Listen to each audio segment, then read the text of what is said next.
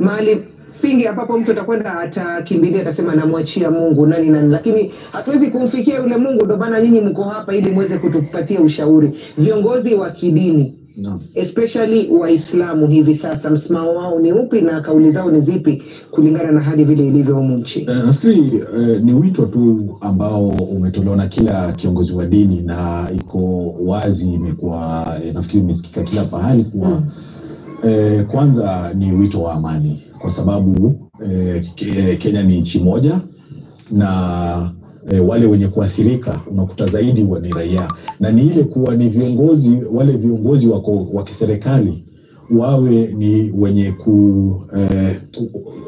ni wenye kusikiza yale malalamishi ya raia. Na katika mojawapo pia ya wito ulikuwa ni kuwa mwenye ambaye ni mwenye kwenda kuandamana ni aandamane, lakini kwa amani, bila kuzua rabsha, bila kuharibu mali ya umma. Na masala kama hayo kifupi ikiwa nitakuwa ni mwenye nafikiri katika kuongezea katika yale ambayo yamezungumzwa pia ni kuwa ni kitu moja, rais akayajue amechaguliwa na Wakenya, na asije akawaona Wakenya kuwa ni maadui, kwa kuwa pia katika kiapo chake ni kuilinda katiba, na pia ni kuhakikisha pia Wakenya wanafanya nini, wamelindwa.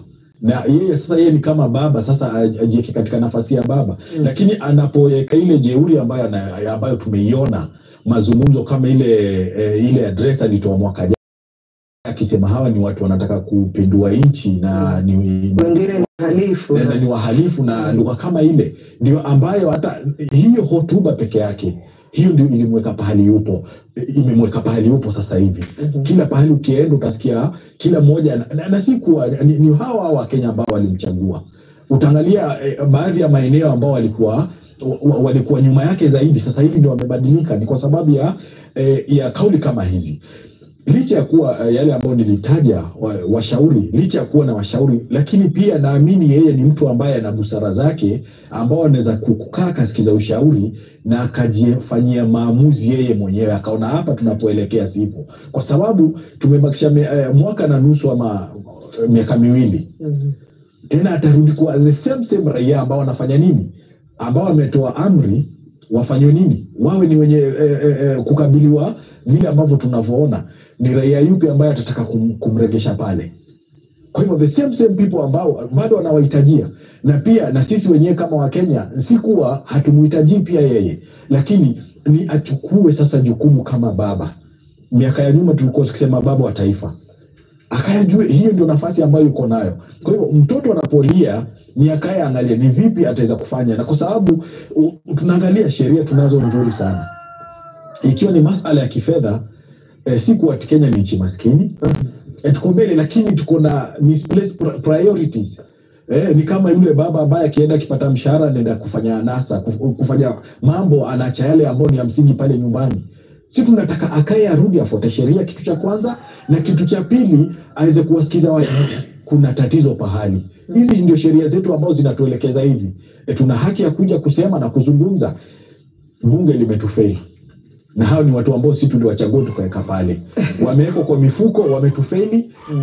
Wao utaona wanapofanya mambo vile wakili ametaja. The only siku walikuja wakaungana na wakafanya kitu cha maana ni wakati wakimtoa naibu wa rais wakati ule. Mbona wasiwe ni kushikana hivi? Kwa sababu hawa raia ambao wanawatizama hivi wakiona kama wahalifu ndio ambao watataka kura zao, na ndio watakaowaregesha waweze kuwapatia hiyo ajira ambayo walionayo sasa hivi. Kwa nini wasikae waseme yenyewe ni kweli hawa ambao ni waajiri wetu wanaumia na wanalalamika, kuna zile tetesi zao, wacha tuwashughulikie. Mswada kama huo wa fedha ambao umepitishwa, je, una interest ya Wakenya pale ndani ama bado litaendelea kumkandamiza? Ilikuwa ni jukumu la bunge la kukaa na kusema yenyewe hili halitufai sisi, ama haitawafaa watu wetu wale ambao wametutuma hapa tuwakilishe, irekebishwe kwa namna hii. Lakini imekuwa ndio hao wametusaliti, na matokeo yamekuwa ndio haya. Na ndio hayo, na si Wakenya wengi ambao wanajua ni mbinu gani ambao wataenda kutumia idara ya mahakama. Kwa sababu ile ni another ama ambayo iko independent, wakati mwingine hatuelewi wametiwa mfukoni bado ama bado inaendelea, na tunaona vile ambavyo wanaenda wakivutana. So kwa hiyo hatuna wa kumlilia, na ndio utakuta mwisho nini inafanyika, raia wataendelea kuja hapa. Kwa hivyo na litaendelea ikiwa sasa hakuna mtu yote ambao ni wangazia juu ambaye atakayekuja aseme yenyewe tumesikiza kilio chenu, na kilichoko mikakati tutakayofanya ni 1, 2, 3. No. Kuna hili swala la mataifa ya kigeni kupitia mabalozi wao. Hapo jana walitoa taarifa kuwaonya wananchi na kuonya serikali pia kutotumia nguvu kupita kiasi ili kuwapatia nafasi waandamanaji waweze kupaza sauti zao kulingana na sheria. Lakini tunaona leo ni kama mambo yamekwenda kinyume. Pengine kuna athari gani? Swali yangu ni kwamba saa hizi tumefika mahali pa uchungu. Sawa, tumekuwa hapa kutoka asubuhi na tunaona vile inaendelea sasa. Ukiangalia sasa miili zimeanza kuingia hospitali. Ukiona hizo miili zikienda hospitali ni kusema ya kwamba hujui ni kama ni mama yako, kama ni ndugu yako, kama ni ile hata ule polisi ama jirani yako, ama jirani yangu, ama ni nani huyo sasa. Swali yangu ni kwamba vitengo zetu za serikali zinafanya kazi, na kama zinafanya kazi ziliona haya before.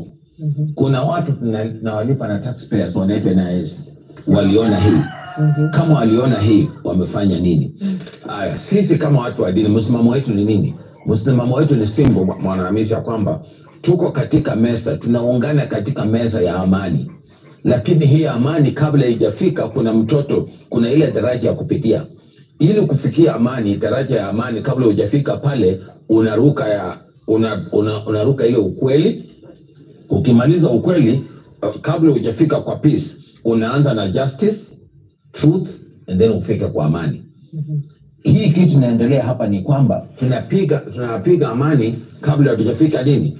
Justice and truth. Tukipita hizo viwili, we are there at home. Na wajua pia kwa ile swala la hizi nchi za kigeni ambao jana wameanza kutoa ile ilani ya kusema kwamba Wakenya wakubaliwe angalau waweze kujitoa waweze kuandamana kwa amani. Tusijipate katika hali ambapo kama Wakenya hatuna sheria zetu, yani tunashindwa kufuata sheria zetu, ifike hadi wengine kutoka nje za nchi watukumbushe ya kwamba tunafaa kufuata sheria zetu. Ukiangalia ile statement yao wameongeza hapo ndani ya kwamba vile mahakama ilivyoamuru polisi wasitumie nguvu kupita kiasi. Hii ni mahakama yetu ya Kenya. Ikifika wengine kutukumbusha ya kwamba tunafaa kuheshimu amri za mahakama zetu, tuko pabaya kusema kweli. Then upande mwingine nataka kusema vile wenzangu na Sheikh na daktari walisema leo mchana, mimi nataka nione vile bunge letu litaendelea kazi yake. Iwapo wajua kuna ile order paper ambayo inaonyesha yale mambo ambayo leo wana discuss. Leo wasipo suspend hiyo discussion, waangazie hali ya nchi. I think hawa ni wabunge ambao tunajua walikuwa tushawapoteza, but hiyo imani yenye hata hiyo 2% yenye imebaki leo itakuwa katika kaburi la sawa, kwa sababu this is a national discussion. Tuko katika hali ambapo tuleta mpaka hata Homa Bay hii wananchi wakienda kwenye maandamano. Inafika mahali ambapo kwa sasa tunaona counties zaidi ya 10 vijana wameweza kujitoa kwenye barabara. Je, is it normal business? Hii katika ile hali ambapo bunge letu haifai kuwa na discussion nyingine leo. The only discussion ni make mistakes, tumekosea sana, Wakenya wamepoteza imani na sisi, lakini hakuna option. Wao hawezi toka Kenya na sisi pia hatuwezi toka. Tuko hapa wote. Na kama tuko hapa lazima tujipate katika hali ambayo tunaweza fanya ili tuweze kuishi pamoja jinsi ambavyo katiba inahitaji. Na njia hiyo ndio ile njia ambayo hatutakuwa na hali mbaya ambapo polisi wanapiga waandamanaji. Hatutakuwa na waandamanaji ambao wanapora mali za Wakenya. Kwa sababu mtu akipora anafaa kushikwa na kupelekwa kwenye mahakama. Akishikwa na polisi hafai kupotea kabisa. Hatufai kujipata katika hali ambapo wale wanatumia social media, one day before protest askari wanafika kwa mtu wanamchukua, hatujui amepelekwa wapi. Na bunge ndio ile ambayo imepitisha ile Cyber Crimes Act. Ukiangalia kipengele cha 23 imeweza kuwaruhusu iwapo mtu anaandika mambo ambayo inahusu mtu mwingine na sio ukweli ili kuweza kushikwa.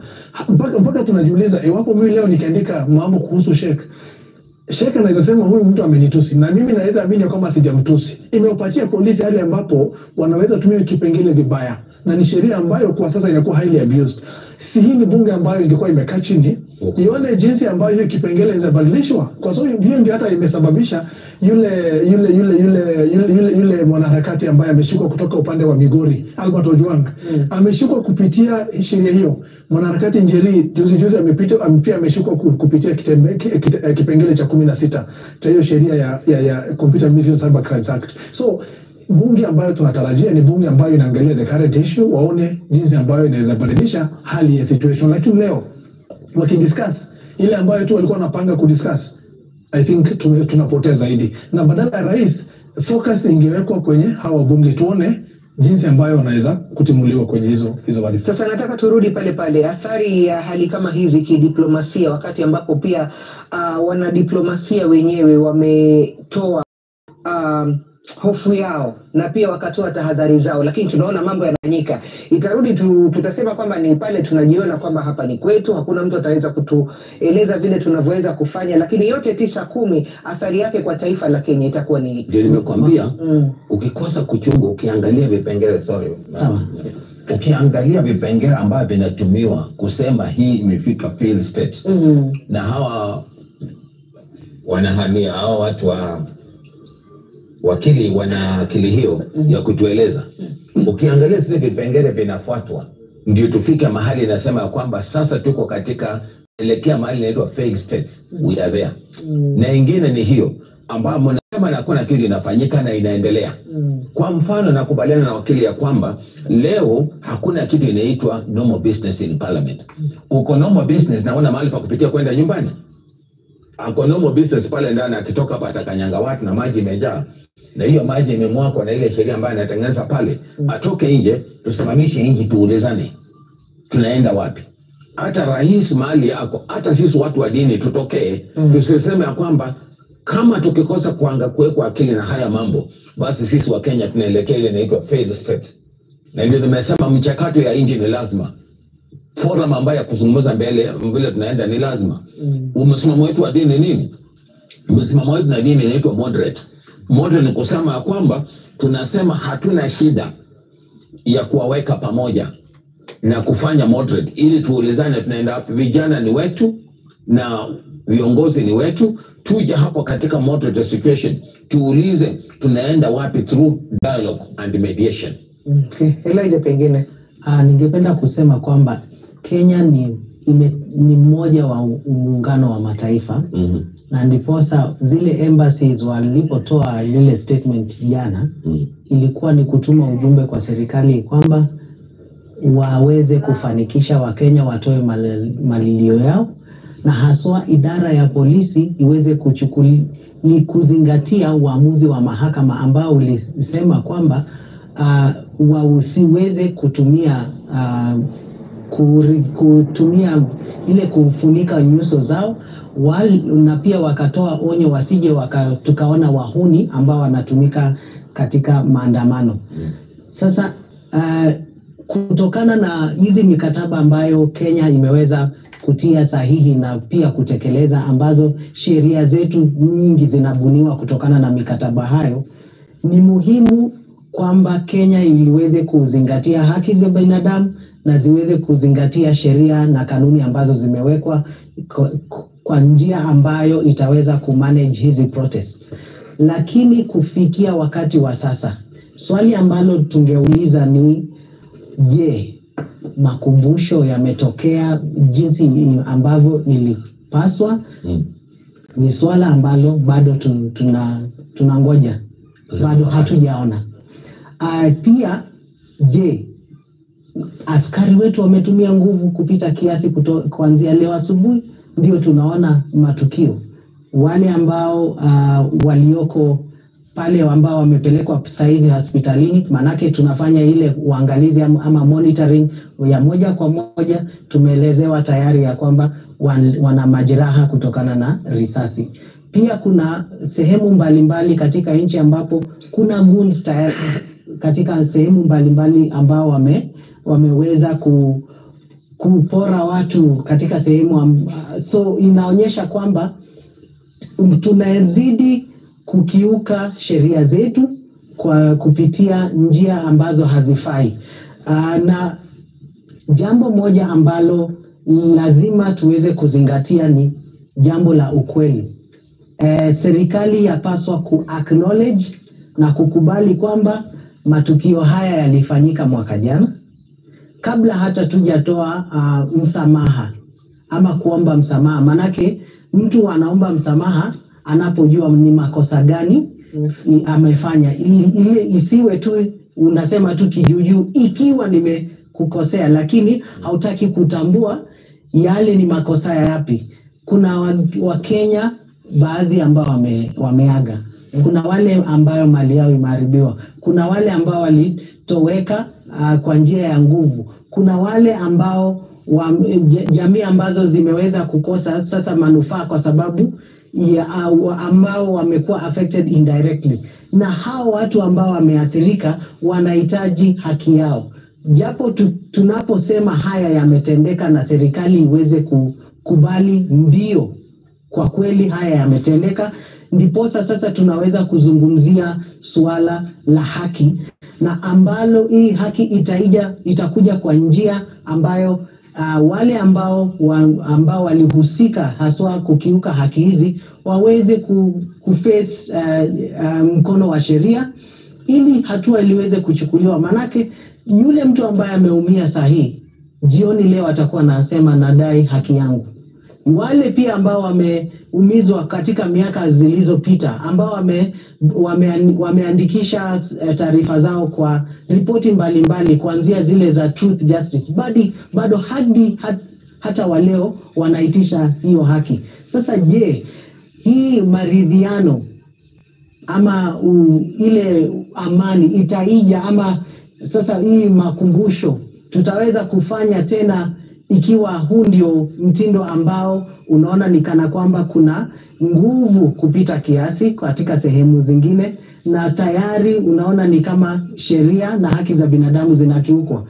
Sasa ni muhimu Kenya, manake kila mwaka kwa mikataba ambazo zimeweza kutii sahihi, Kenya inaenda zinajumuika pamoja na mataifa mengine, alafu wanaangalia je, haki za binadamu zimeweza kulindwa vipi.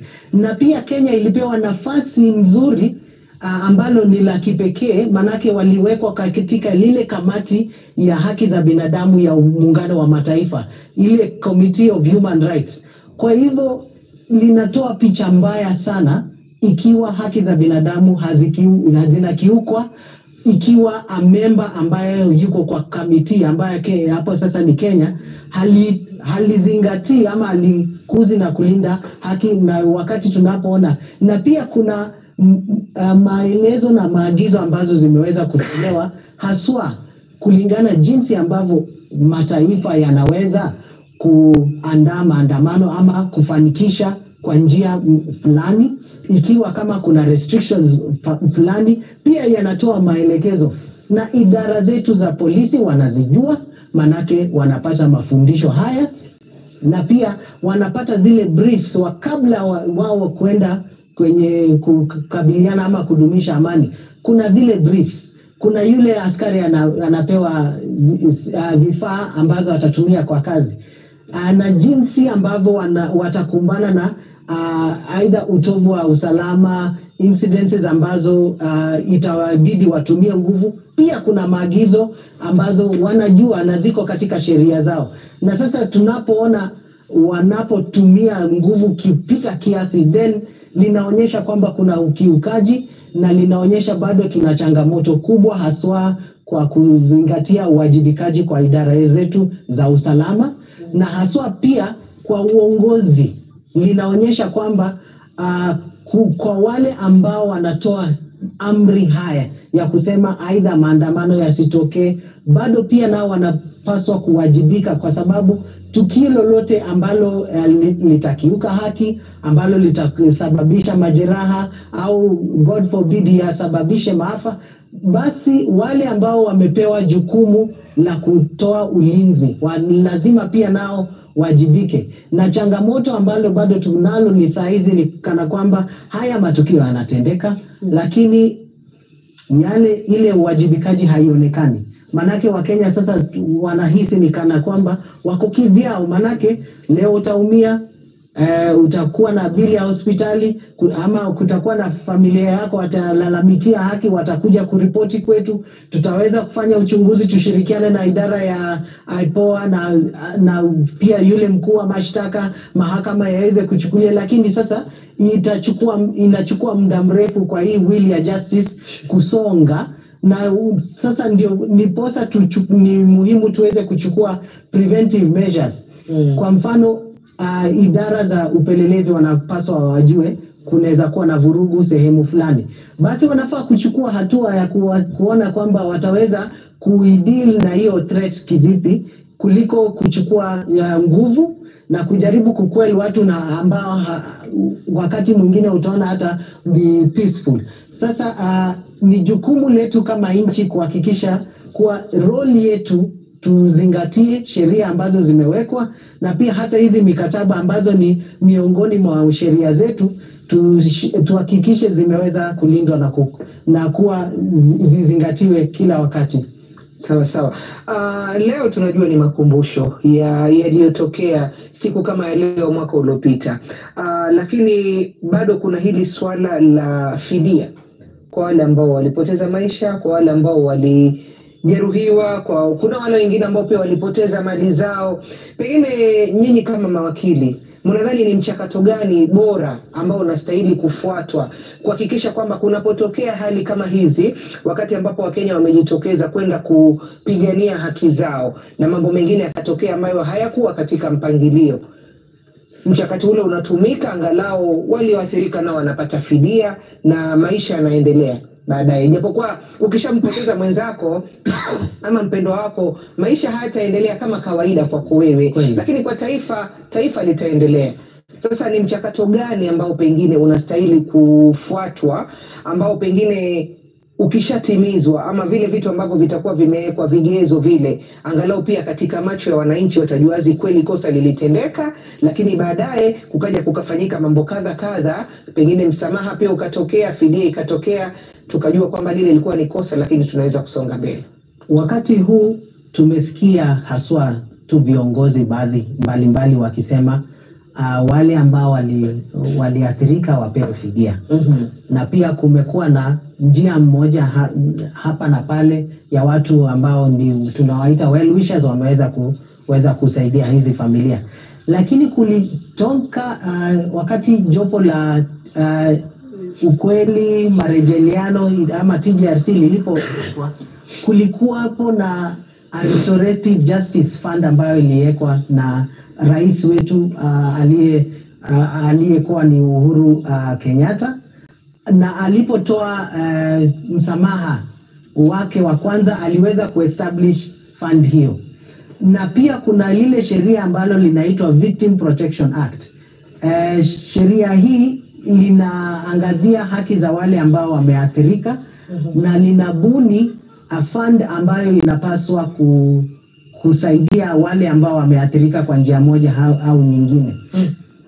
Jambo la changamoto ambalo liko sasa ni kwamba framework ipo katika haswa afisi ya mkuu wa sheria, na tunafurahi pia kwa sababu ofisi hiyo ilipata PS mpya ambaye anaangazia sasa masuala za haki na pia haki za binadamu na pia za kikatiba.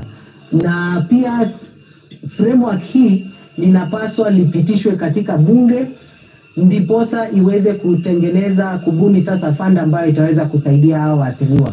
Lakini kwa sasa framework haipo.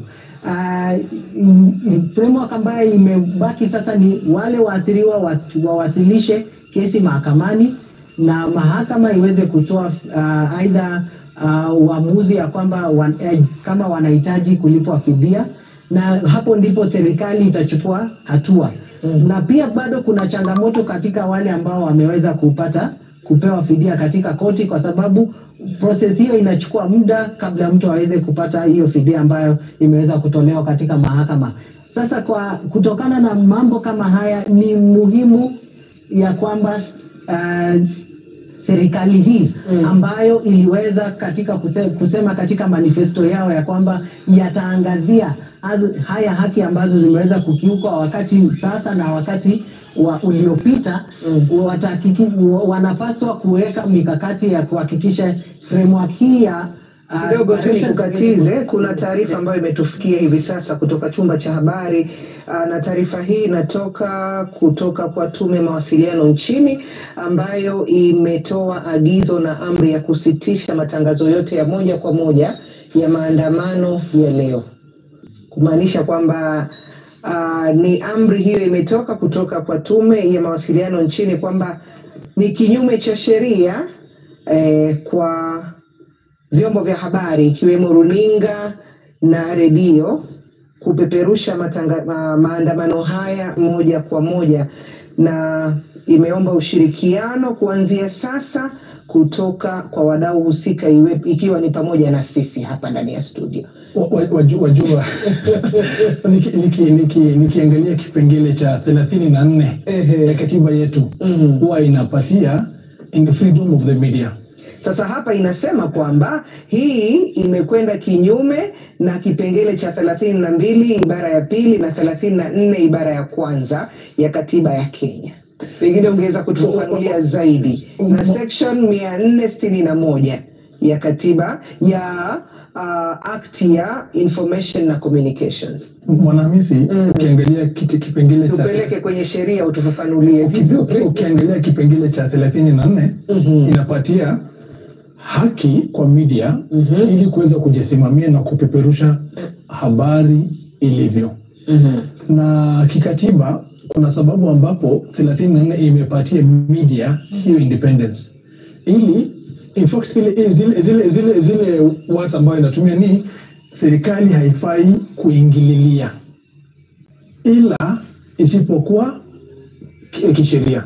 So iwapo state inajaribu kuinterfere na vile information inakuwa passed from the media house, inakuanga ni kukosea kipengele cha 34.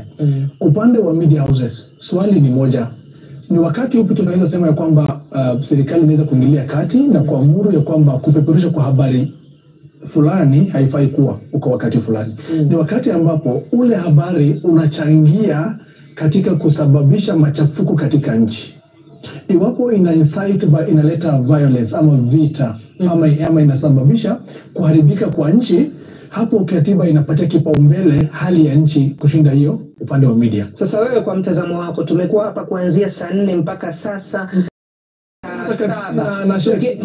tukiangalia sote, kila mtu atatoa mtazamo wake yale ambayo tumekuwa tukiyapeperusha, manake tunaangalia hali halisi. Tumekwenda kinyume na sheria hiyo, ama pengine ni katika hali ya kuleta udikteta na kuonyesha nani zaidi katika swala hili nzima la kuweza kuzima sauti ya mwananchi? Kutoka asubuhi tumekuwa hapa na tumekuwa tukitazama runinga zetu. The only thing tumeona so far, na the only thing Wakenya wameona so far, ni vile Wakenya wamekuwa wakionyeshwa moja kwa moja yale ambayo yanafanyika kwenye barabara zetu. Je, serikali inaona ya kwamba tukiendelea kuonyesha Wakenya yale maandamano ambayo yanafanyika, na yale maandamano ni kitu ambacho tumepewa na katiba yetu, hapo ndio tunaweza sema ya kwamba kwani media house, Royal Media kwa mfano Citizen TV inakosea nje? Hapana, kwa sababu yale ambayo sahihi Citizen TV inafanya na ile ilikuwa inafanya for the last masaa 3 zilizopita ni kuletea moja kwa moja Wakenya kile ambacho kinafanyika Mombasa, Kisii, Nairobi, Thika, kila mahali. Na iwapo hiyo ndio njia inakuwa inaenda sawia na vile katiba ya nchi yetu inasema, tukiona serikali sasa ikaanza kusema ya kwamba tunataka msitishe zile habari, I think inakuwa sasa ni serikali sasa kuinterfere na katika ile hali ya independence ya media, kwa sababu hakuna makosa ambayo yamefanyika, hakuna story ambayo nyinyi mmeileta, mlikuwa mnaonyesha moja kwa moja yale Wakenya ambayo wale Wakenya ambao wameweza kujitokeza kwenye maandamano. Ukiona hivi ndio imeanza, the next thing utakuja kuona ni internet itakuwa shut down, na hapo ndio tunaendelea kukosea kama nchi at all times. Hata ukiangalia zile nchi zingine ambazo zimeendelea ama wale ambao wamejikuza kidemokrasia, hakuna wakati ambapo wanajitokeza ili kuweza kufunga katika upeperushaji wa habari. Ukiona media house wamefikiwa, the next thing itakuja kufanyika ni internet spaces, social media ambayo Wakenya kwa sasa wanatumia kupata ile habari moja kwa moja, kwa sababu katiba yetu inapatia yule Mkenya aliye nyumbani aweze kupewa habari ambayo inafanyika kwenye Central Business District. Maana kuna mwingine pia ana biashara zake mjini, na kuna yule ambaye anajua hali iko namna gani, na kuna yule ambaye anataka kutembelea hata saizi CBD ama KICC, akona shughuli town, but mwanzo lazima apate habari ama taswira kamili ya yale ambayo yanafanyika kwa sasa. But sasa habari ilivyo mambo na kusema kwamba ati media house sasa isitishe yale ambayo inayeleta, inakuwa kitu ambacho tunaita media blackout. Then the next thing tutakuja kujipata ni social media blockage, na hii ndio yale mambo ambayo tumetoka katika tangu tupate constitution ya 2010 tumetoka pale kabisa, na I think kama nchi hatufai kujipata katika hali kama ile. Naomba pengine niweze kuchangia katika hilo. Kwa mawazo yangu nafikiri wanataka kusema kuwa kana kwamba hizi habari zinapopeperushwa zinachochea, ambao siamini kama kuna uchochezi, ila ambalo ningependa pia kuliongezea ni kuwa tukio la juma lililopita yule muuza mask alipopigwa ni kwa sababu ilikuwa captured na mwanagenzi, mtu kwa simu yake aliweza kucapture, ndio imechukua mwelekeo uliochukua. Lakini ingelikuwa ni sasa hivi haya matukio ambayo yanafanyika na imezimwa, hakuna anayeona yanayofanyika, hata wangelikuja wakane waseme sisi hatujahusika. So kwa hiyo inakuwa inatunyima vile ambavyo wakili ametaja uhuru wa kujielezea, kwa kuwa hatujahusika, lakini haya ndio matukio ambayo yanaendelea katika nchi. Na hata tukiweka sinema watu waone, uhakika unabaki kuwa Kenya sasa hivi haiko salama. Kuna matukio ambayo yanaendelea, shughuli zimesitishwa, na lazima ikaijulikane, na hii ni njia moja ya kumfikishia habari kuwa mambo si sawa. Kwa hivyo badala ya kuficha ile ku beat around the bush, ni wakuje vile ambao tulitangulia kusema. Kuna malalamishi ambayo Wakenya wanayo, ambayo yanatakiwa yawe ni kuangaziwa, na kutokamana na hayo, kwa sababu zile asasi za kitaifa hazijaweza kutusikiza, na hii ndio ambayo imekuwa ndio matokeo yake. So kwa hivyo kinachohitajika ni kuwa wao wangetuambia tusitishe kwanza, tusikize hotuba ya rais ama waziri, aseme kweli amesikiza tetesi za Wakenya na kuna hatua zinachukuliwa kuweza kuangazia, lakini si kutuambia habari zisije zikapeperushwa. Naam, hapo ndio nimesema kwamba kama Wakenya tunahitaji mchakato wa kitaifa, kuulizana ni Kenya gani tunahitaji. Hiyo jambo kwanza linatilia watu woga, alafu watu watakuwa suspicious. Unapotoa ujumbe kwa watu, unawacha kutengeneza uongo ambao ungekuwako. Kwa hivyo ni jambo wamesema, lakini wenye kutengeneza uamuzi hiyo kwangu ni kutilia watu woga na kufanya watu waseme mambo ambayo hakuna, na tujenge taifa kwa uongo ambao huko. Kwa hivyo ingekuwa vyema watu waone, tukihadhari, tuketi katika mchakato wa kitaifa, tuseme ni Kenya hii tunahitaji. Nimesema wacha kutoboa shimo kwa ile nini, wacha kutoboa shimo kwa meli ambao uko ndani yake utazama nayo. Hata watu wakakata pale juu pia waangalie, wasije wafanye tuzame katika meli yetu ya Kenya. Tafadhali Kenya, wacha furugu. Kenya, wacha furugu, wacha ufisadi. Wacha hii kitu inaitwa abduction, na wacha ile inaitwa judicial killings. Kenya na daktari, wajua Mwanahamisi, swala kuu ni iwapo media itakuwa stopped from broadcasting ile ambayo inaonyesha wale waandamanaji, hali yao itakuwa katika hatari. Media inaangalia maslahi, inatupatia moja kwa moja yale ambayo yanafanyika kule kwenye ground. Ukiona serikali ikianza kusema kwamba msitishe, mstop ile live broadcast, ile ambayo inapanga labda ni kumaliza wale waandamanaji. Na jambo la pili, ukiangalia kipengele cha 34, serikali haiwezi amka na ikapatia habari kama ile kwa media house ianze kusitisha ile upeperushaji wa habari inavyo. Ndio nilikuwa nataka niulize pengine, lakini kuna wakati ulijaribu kufafanua na kueleza kwamba serikali ama hii tume inapatiwa uwezo wakati gani ambapo unaweza kutoa taarifa kama hii? Ni wakati ambapo yale ambayo inayaleta ule upeperushaji ni wakati ambapo unasababisha ukosefu wa amani katika nchi yetu. ni wakati ambayo mambo na national security inaanza kuwa threatened. Sasa pengine kupitia idara zao za wale maafisa wa ujasusi wamepeana taarifa wakasema kwamba hii ifanyike ni nini, manake ikiendelea namna hii wajua kuna wakati watu walikuwa wakisema kwamba vyombo vya habari pengine mnapoonyesha taswira fulani katika mji fulani na mji fulani pengine ulikuwa una amani, wengine wanaonekana kuiga, wanasema wenzetu wanafanya hivi, wacha na sisi tufanye hivi, pengine itakuwa njia moja ya kupaza sauti. Mwanahamisi, ukiangalia runinga tumepata Wakenya ambao wanaandamana, tukapata polisi ambao wanawafukuza Wakenya.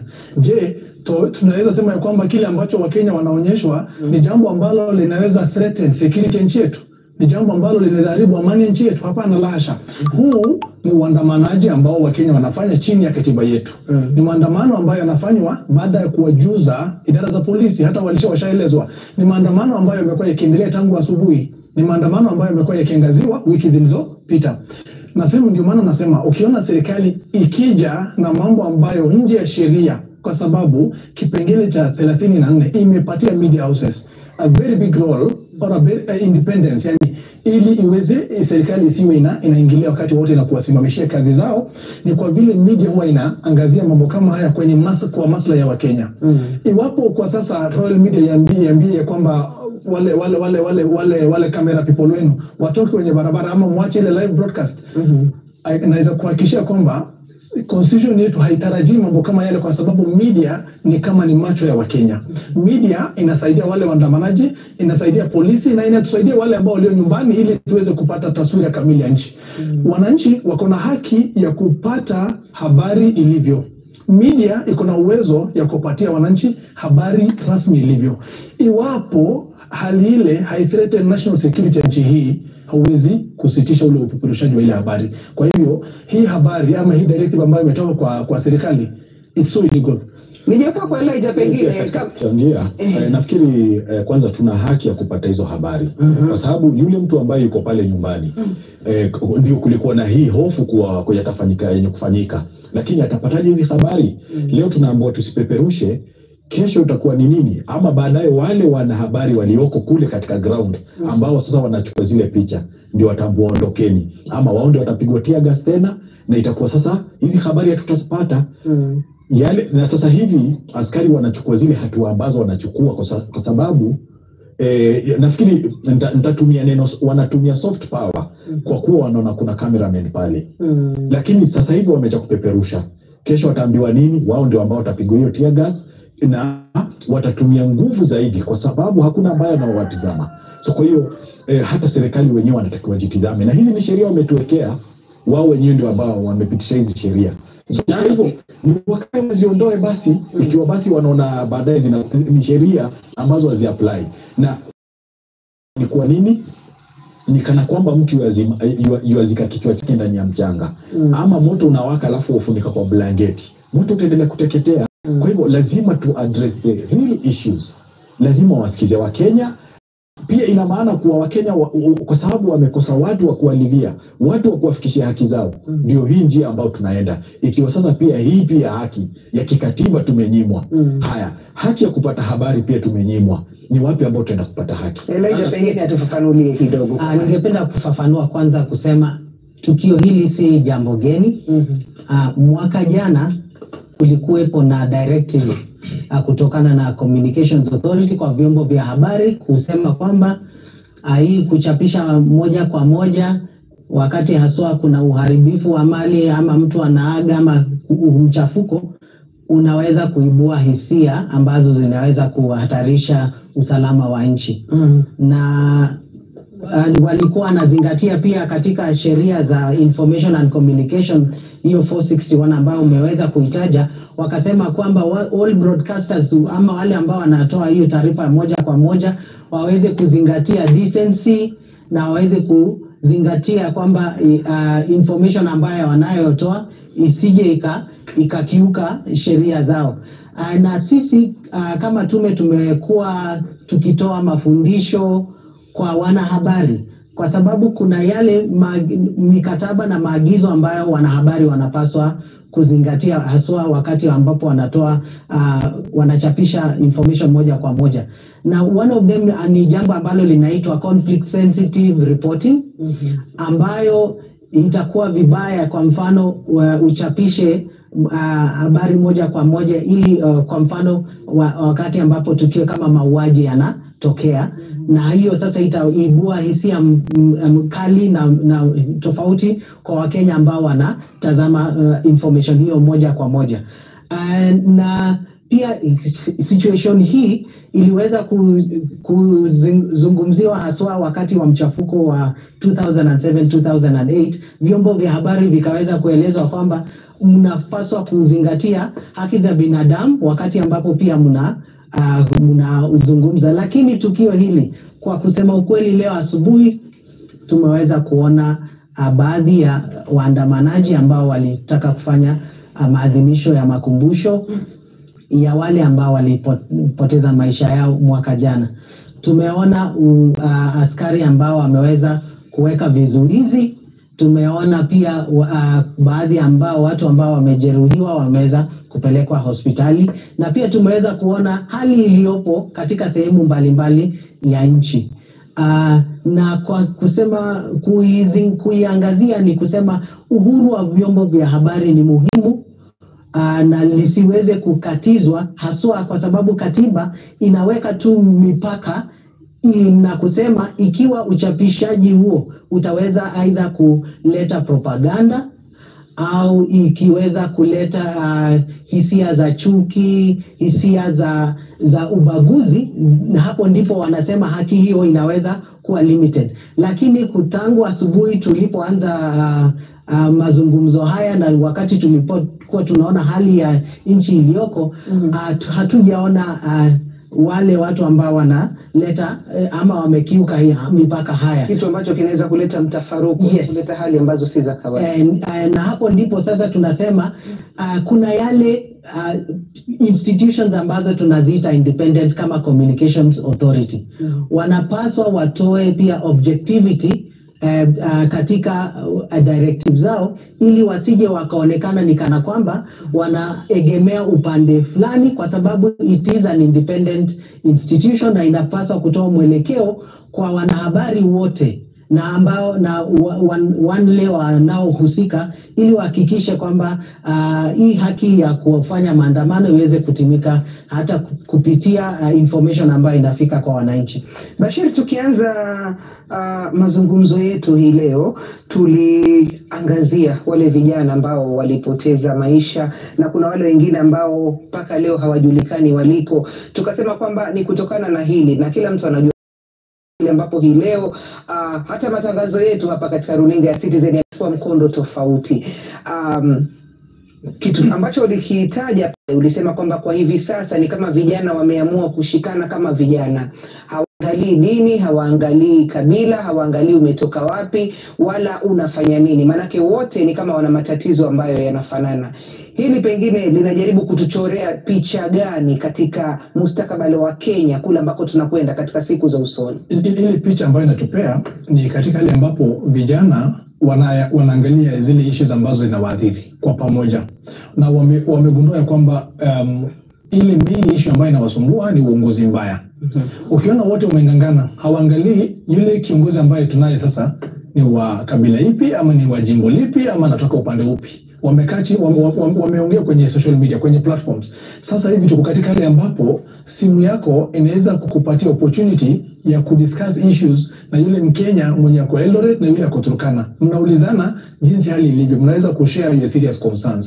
Imefika mahali ambapo umeona kwamba mambo na ukabila haiwasaidii, mambo na tofauti ya kidini haiwasaidii. Wameona kwamba changamoto walizonazo huku Kenya ni moja, ni sawia.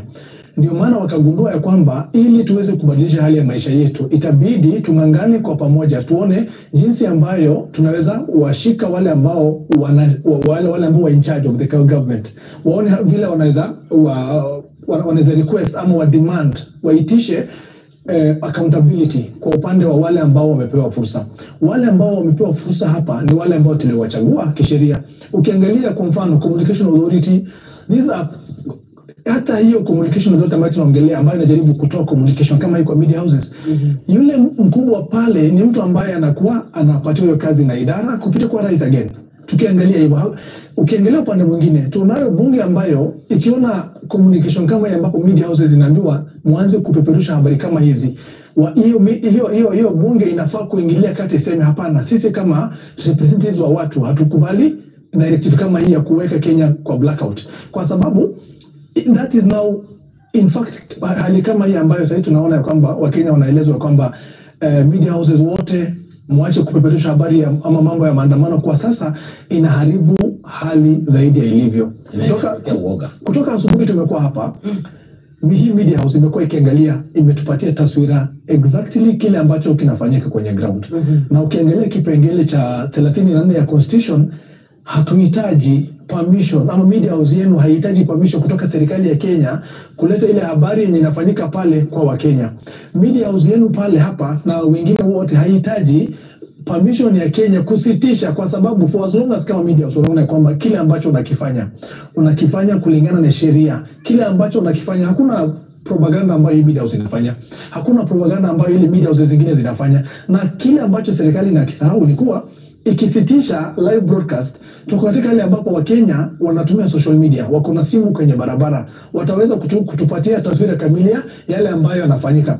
So ndio maana tunasema ya kwamba one bad thing huwa inaleta kitu kingine ambacho ni kichafu. Wakianza mambo na kusitisha jinsi ambayo habari inapeperushwa kwenye kwa Wakenya, huoni ya kwamba the next thing watakuja watamess na internet yetu, tushindwe kupata taswira kamili ya wale Wakenya walio pale kwa ground. Sababu ambayo leo tunaweza kujipata katika hali kama hii ni kuona zile shida ambazo zimefanyika katika hii Kenya kwa vijana wengi waliumia. Hiyo ndio ile discussion tunaulizana. In fact, ile matarajio yetu leo ilikuwa ni matarajio ambayo serikali itatokezea iombe msamaha kwa Wakenya na kuwapatia mwelekeo kamili, ili kuwaeleza kama vijana labda tuwapatie fidia zile familia ya wale ambao tumewapoteza, na tuwalipie hospitali na tuwapeleke hospitali wale ambao wameumia na wako na risasi kwenye miili zao, na tuhakikishie kwamba wale polisi ambao wamekuwa involved wote waletwe kwenye mahakama. Hizo ndizo yale matarajio ambayo tumeexpect kutoka serikali yetu. But ukipata serikali ambayo inakutana ina make a decision, nasema ya kwamba acha tu issue notice to all media houses, tuambie wasitishe ile moja kwa moja kupitisha kwa yale ambayo yanafanyika kwa ground, I think sasa mambo ndio sasa tunaelekea kwa the dark Kenya. Wakati jana tukiangalia katika taarifa, nakumbuka kwamba rais akisema maafisa wa polisi watahakikisha kwamba wanalinda waandamanaji, kwamba kutakuwa na bila ambavyo watu walikuwa wanasema kwamba yatakuwa ni maandamano ya amani, alafu ghafla tunakuja tunaambiwa kwamba matangazo yasitishwe. Sasa unajua kama vile alivyosema daktari, ni kwamba ni kama watu wanauziwa uoga kimpango. Sasa hujui yule mwananchi wa kawaida pale alipo anafikiria nini, manake kuna wale wengine ambao walikuwa wanatazama na wanajua kwamba mimi nitakuwa naangalia taarifa nijue kwamba kitu gani kinaendelea. Ikifika wakati kama huu inakuwa hajui. Unajua Mwanahamisi, iwapo kwa mfano hii media house yenu iache ama isitishe kuleta that live coverage ya maandamano, inakataza Mkenya aliye nyumbani ile right ama haki ya kupata habari inavyofanyika kwenye ground. Na unaona hapo ya kwamba inakuonyesha inakiuka sheria ya Kenya ama constitution yetu. Jambo la pili, ukiforce ama lazimisha hii media house isitishe live broadcast, upande mwingine pia inakuonyesha kwamba serikali inakiuka kanuni ama constitution yetu ya Kenya. Sasa iwapo serikali imeanza namna ama nidhamu ya kukosea ama kucontravene sheria yetu, je, utaweza kutarajia ifanye yale matarajio ambayo tuna expect ya kuhold accountable wale polisi ambao wamesababisha maafa? Je, utakuja kuexpect iwe serikali ambayo ina protect maisha ya Wakenya? Je, unatarajia kwamba wale wanahabari wenu ambao waliopo kwenye ground, wale waandamanaji watakuwa katika hali nzuri kweli? Watakuwa kwenye mkono salama? Tumejipata katika hali ambapo Kenya media house inaangazia kamera kwa Mkenya mwenye anashutiwa na polisi. Je, ukiondoa hiyo kamera umwache ule Mkenya kwenye barabara, unafikiri kwamba polisi watammassage? I think ni directive ambayo imetupatia steps ya kupotoka katika nchi hii, na ni vizuri government yetu hiyo directive yenye imetoa sahihi haraka actually withdraw. That's the best thing. Sahihi before mambo yaharibike zaidi, wanafaa withdraw hiyo directive yao na kukubali media houses endelee ile kazi nzuri ambayo walikuwa wanaifanya. Shida ni kwamba kama kuna watoto wanapigana kwa nyumba, mama anapigana na dadia, alafu wajifungie kwa nyumba, wafunge, waseme hamtaangalia na hamtasikia sauti iko huko ndani, ule mtoto ako nje anafikiria nini? Si anakuwa anataka kuua baba. Atakuwa na wasiwasi, maana yake hajui kipi kitaendelea. Vita itaendelea. Na hiyo inatulia kila mtu uoga. Lasi hivyo jana kulikuwa na propaganda katika magazeti, katika social media kwamba kuna watu watajanganywa simu ili chochote kinafanyika wasione. Sasa sasa mkisema mmefunga, si ni kusema you are trying to confirm, mnajaribu kutilia kile kinasemekana kwa social media. So tafadhali wa Kenya, kama nyumba ni yetu, Kenya ni yetu, tuende pamoja, chochote kitakapokuja tu deal nayo, na tuwe na mchakato wa inji, tukubaliane Kenya ambayo tunahitaji ni hii. Tusianze katika mambo ya kujifunika na kusema tusifanye hivi, itatuingiza katika uoga na kuanza kuwa suspicion, tuanze kuangalia wengine kama ambao wanadhulumu kama hakuna shida. Kama hakuna shida, basi hakuna haja ya kufunga mlango. Nafikiri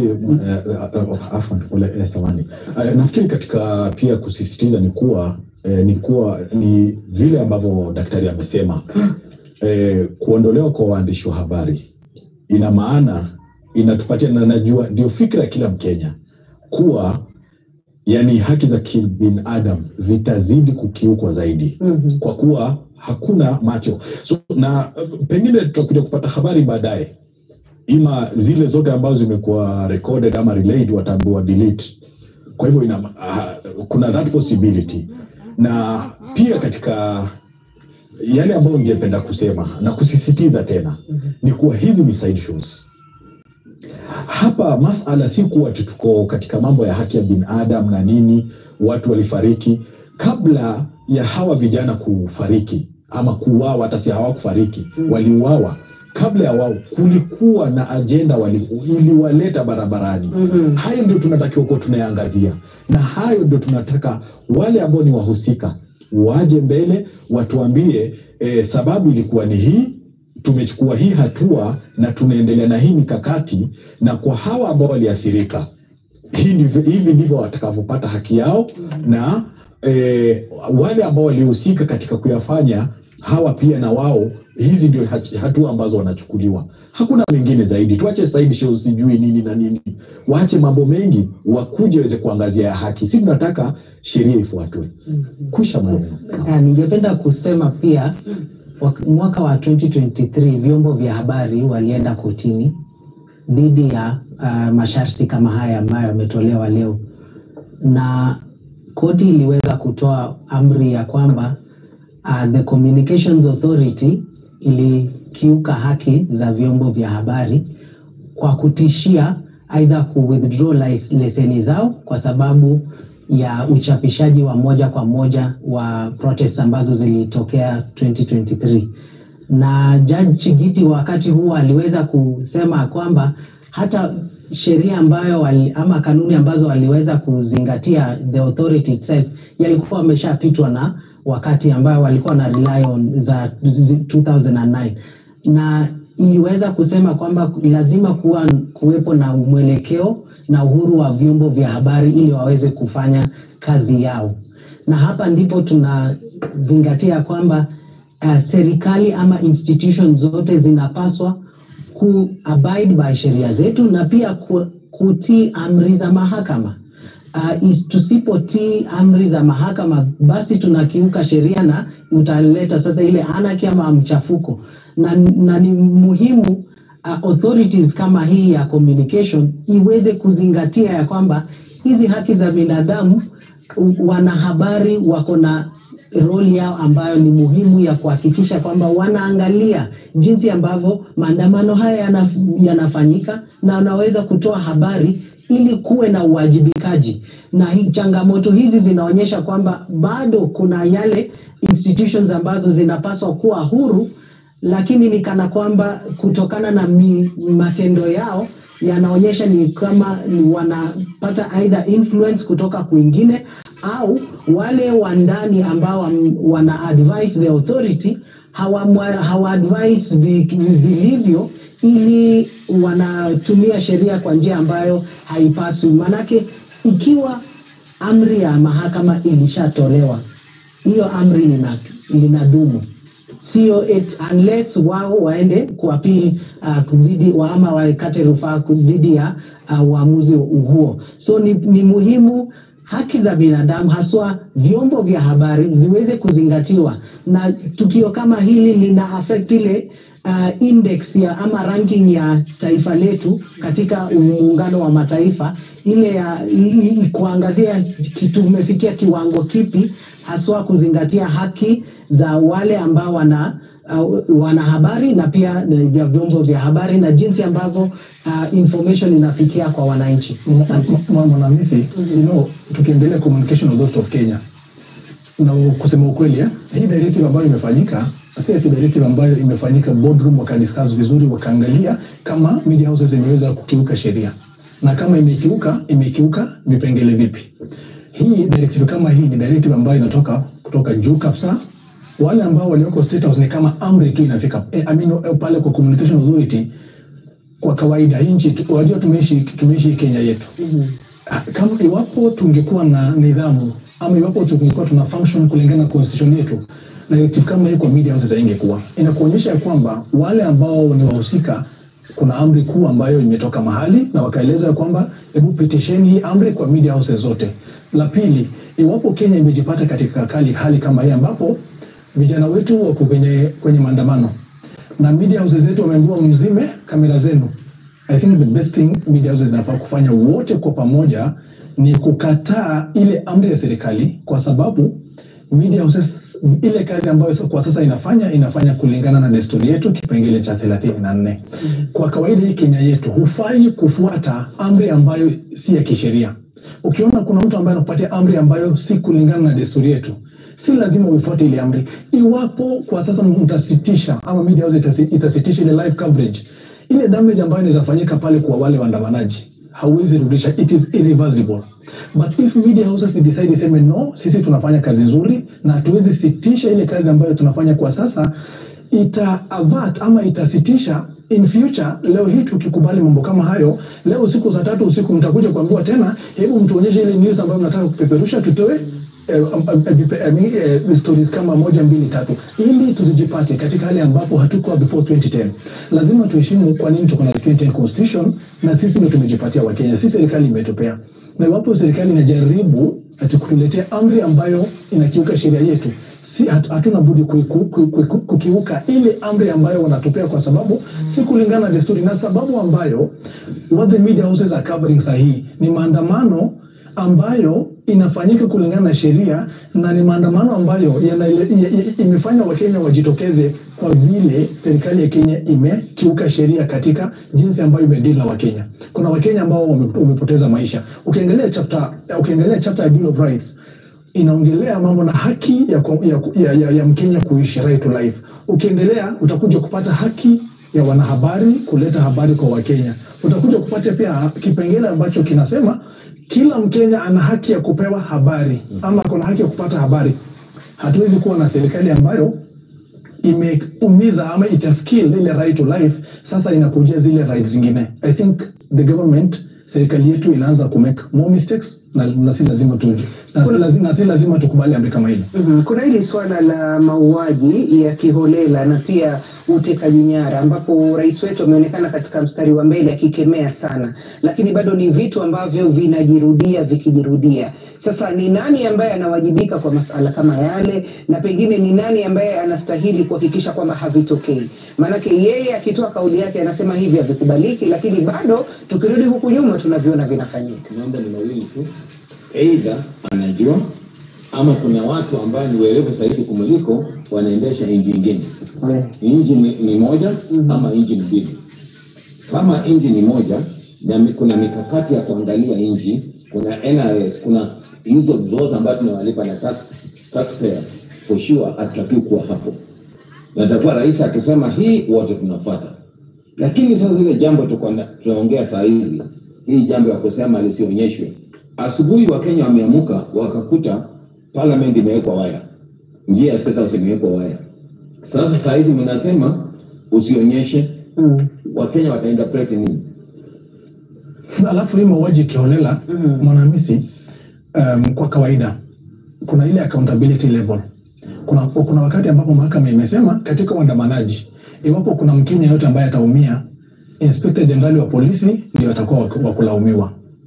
Hiyo ni jambo la kwanza. Iwapo kuna Wakenya ambao wanaumia katika aidha mikono ya polisi au kwa njia yoyote nyingine ambayo sio kwa kawaida, rais wa nchi yetu ndio akona responsibility kwa Mkenya yeyote katika nchi yetu, na anafaa kuhakikisha kwamba maisha ya kila Mkenya imelindwa vilivyo, ili tusijipate katika ile. Wajua, mimi huwa nasema hivi kama wakili, kwa mfano tunafaa kudiscuss mambo na jinsi ambayo tunaweza improve uchumi wetu, jinsi ambayo tunaweza enhance zile institutions zetu ya kuzifanya zikuwe more independent, zile miswada ambazo zinaweza kusaidia vijana kumaliza. Lakini tumejipata katika hali ambapo hatudiscuss hizo.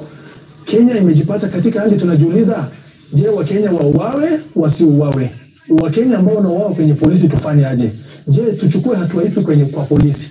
Ikatoka pale tumejipata katika sasa hali ya kudiscuss, je, media houses ziko na rights ama freedom ya kupeperusha habari? I think tunapotoka na mambo inaharibika zaidi. Tunashiriki katika kuongezea hilo ni kuwa lile ambalo nimelitaja, hizi ni side shows. Umeelewa? Kwa sababu leo kama wangeweza kuaddress issues, hakuna ajira kwa vijana, uchumi, mambo ya corruption na masuala kama hayo, tungeweza kuyaangazia hayo, nafikiri tungekuwa tuna mwelekeo mzuri. Lakini sasa hizi zingine zinakuwa ni kama side shows, ili tusiweze kuangazia yale mambo ambayo yanatuathiri kama Wakenya. Na unajua shida kuu ni yale mambo ambayo yanaathiri Mkenya wa kawaida, especially wale wamama ambao wanalia, especially wale wamama ambao wamenotify OCS ya kwamba wanataka kufanya maandamano ya amani, ili at least iwe kumbukumbu ama ili waweze kukumbuka wale wapendwa wao waliopoteza. Ndio sasa leo hii tumejipata katika hali ambapo hawakuweza kufanya hilo. Vijana wakatokezea kwenye barabara, wakapigwa tear gas. Mambo mengi sasa inafanyika kwenye barabara ambayo hatuyaoni because kamera zetu zinaambiwa zitolewe pale. Inakuonyesha ya kwamba kila siku tunaendelea kupoteza zile kanuni na desturi, zile haki ambazo zimepewa katika sheria yetu. Ukiangalia Bill of Rights, tuko na Bill of Rights ambayo hakuna mtu yoyote anaweza badilisha isipokuwa sisi wa Kenya. Anything under the Bill of Rights, ukitaka kuondoa independence ya media houses, hakuna, si rais anaweza ondoa, si bunge anaweza ondoa, ni wa Kenya waende referendum waweze kuibadilisha ile kipengele. Sasa utajiuliza, there is a reason as to why hiyo kipengele imewekwa kwa njia ile, kwa sababu wale waandishi, the drafters, waliona ya kwamba iwapo hali kama hii tunaweza fikia, lazima tulinde hali ya independence ya media, lazima tulinde hali ya maisha ya Wakenya. Ndio maana hakuna mtu yote anaweza tupokonya au tunyang'anya. Ndio maana tunasema iwapo mambo kama yale yanaanza, ambapo tukikaa chini na tunaangazia wale Wakenya ambao kwenye kule kwa barabara, ndio at least kamera ziwe pale, ndio tena Mkenya mwingine asiuawe. I think inakuwa ni jambo geni sana kwetu for the last few years kuona ya kwamba ati watu wanaambiwa sasa media houses sisitishe, wasionyeshe Wakenya habari. Je, unataka Mkenya aliye nyumbani asifuatilie ile mambo ambayo yanafanyika kule town, asijue hali ya mtoto wake? Baada ya kufanya wamama ama wazazi wengi kutoa machozi, haijakuwa enough kwa serikali. So ndio maana nasema serikali inaweza make mistake. Isha make the first mistake ya kupatiana directive ya kutopeperusha ama kutoileta moja kwa moja yale maandamano ambayo inafanyika. The very first thing, the next 1 minute inafaa kufanya is to withdraw. Inafaa kurudisha hiyo ilani ambayo imetolewa kwa media houses. Lakini cha kusikitisha ni kwamba halijafanyika hilo, na linaonekana kwamba ni kitu ambacho tutakaa nacho, tuendelee nacho. Athari yake pengine kwa imani ya wananchi ambao tayari hawana imani na yale ambayo yanatendeka, inakuwa ni kitu gani kinafuata baadaye? Wajua, Wakenya ambao wako nyumbani, ambao walikuwa wamepoteza imani na serikali, wakiambiwa ya kwamba wale watoto wenu ambao wanaandamana, habari yao haitaweza kuwafikia kwenye majumba zenu, hiyo itaweza kuwatoa ile imani kidogo ambayo ilikuwa inabaki kwa serikali, na pia inaondoa ile matumaini walionayo kwenye serikali pia. At least wajua, wanasemanga kwa binadamu, kila siku unapoamka na matumaini. Wale jana tulipolala, leo expectation labda ilikuwa ya wale Wakenya ambao wanaandamana ya kwamba leo wana matumaini ya kwamba mambo yataweza kubadilika, labda serikali itaweza kusikiliza matakwa zao ili at least iweze kuaddress. Lakini wakijipata katika hali ambapo mambo na right zetu zile specially in terms of ile information ambayo tunapata kwa majumba zetu. Iwapo media haitupatii hiyo habari, je, wanatarajia tutoke nyumbani ndio tufike town tutafute ile habari yenyewe kwetu? Kwa sababu hii ni right ambayo nasema tumejipea. Ndio maana nasema serikali inafaa kuwa very careful every single day. Haifai kuwa kwenye kampeni ya kuhakikisha Wakenya inawachukia. Serikali inafaa kuweka bidii ya kupendekeza Wakenya, kuonyesha Wakenya kwamba ni watu ambao serikali ambayo ina function kulingana na desturi ya nchi yetu. I think Kenya inaweza sema hatufai hata kudiscuss mambo na serikali ambayo inakiuka sheria ya nchi yetu. Imefanyika mara mingi, but I think hiyo inafaa kuwa kwenye kaburi la sahau. Hamisi, hiyo ni moja ya kufanya incitement. Kama ulikuwa unatembea na ukaona, ulikuwa unaangalia runinga kutoka asubuhi na ulikuwa unaangalia watoto wakikimbia, sababu hawa watoto ni wetu na ni wako. Na kuna yale ulikuwa unatarajia hii kitapoa na upate amani na uendelee na nchi. Alafu mzime. Sasa hatujui nini inaendelea. Kile nini umefanya kwa wazazi nyumbani? Umewekea uoga, umeweka kata hali ya hatari, umewekea kuamini uongo. Ile uongo ambayo itatokea, hiyo ndio wataamini. Chochote mnasema kimefanywa, hiyo itaamini. Chochote kitafanyika, wananchi watalaumu serikali ndio imefanya.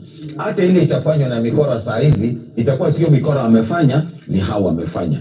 Kwa hivyo ni jambo ambayo naona kama sio jambo nzuri sana kufanyika wakati kama huu. Hiyo jambo context and circumstances ambayo linafanyika sio mzuri wakati kama huu. Sababu wananchi wataanza kuamini uongo ambaye hakuna. Wakisema wewe ndio umeua, utakuwa ni wewe sababu ulikuwa umefunga mlango.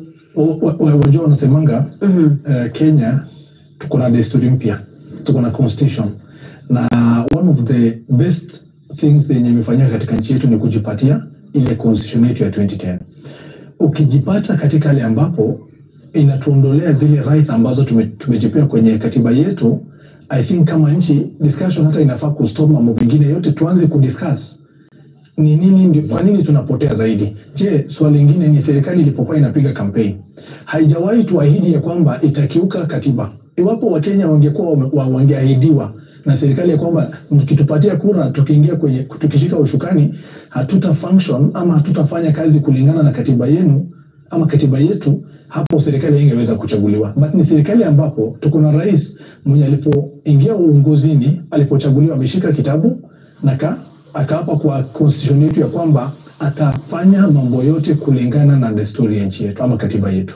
But tukijipata katika hali kama hii, I think naweza sema it's called sliding. We are sliding back to kwenye tulikuwa zile siku za enzi za one party system, zile siku ambazo media zilikuwa inaambiwa mzime, ile wakati ambapo Mkenya wa kawaida alikuwa na wao kiolela.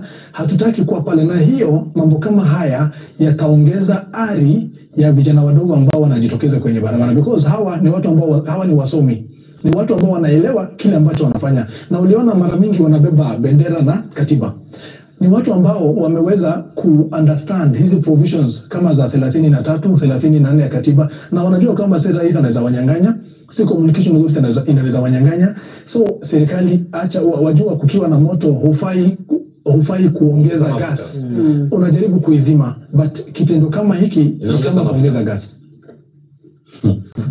Ningependa kusema uwajibikaji wa taasisi mbalimbali za serikali, hata vyombo vya habari vinapaswa kuzingatia sheria zetu ambazo zilizopo, na hata tunapoangalia directive hii ambayo imetolewa, basi ni muhimu vyombo vya habari waangalie na waone jinsi ambavyo wataweza kupata aidha mazungumzo au kuchukua hatua nyingine kama walivyofanya miaka ambayo iliyopita kwa kuenda kotini ili kuhakikisha kwamba directive kama hizo zinaweza kuondolewa, ndio waweze kupata uhuru wa wanahabari na pia vyombo vya habari ziweze kuendelea kufanya kazi zao.